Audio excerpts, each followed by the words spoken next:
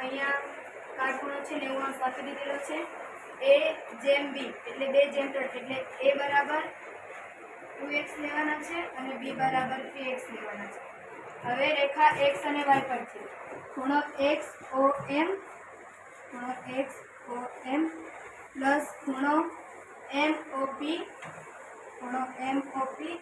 Plus ખૂણો POY બરાબર આ રેખા છે અર્ધવર્તુળ બને છે એટલે 180 કારણમાં હવે રેખા XY પર છે। હવે POM આપણને B આપ્યા છે, પછી MOP એ આપ્યા છે અને POY 90 અંશ આપેલા છે ઇક્વલ 180। B બરાબર 3x A બરાબર 2x પ્લસ 90 બરાબર 180। 3x plus 2x 5x plus 90 બરાબર 180। 5x બરાબર 180 માંથી આ 90 પ્લસ આ બાજુ પ્લસ છે પેલી બાજુ જાય તે માઇનસ થાય 180 માંથી 90 માઇનસ કરે એટલે 90 એટલે 5x બરાબર 90 x બરાબર 90 ના છેદમાં 5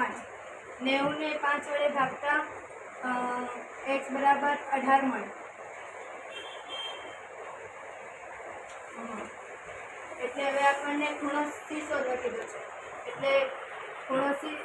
આ સાઈડ રેખા છેદે છે આ સાઈડનો અને આ સાઈડનો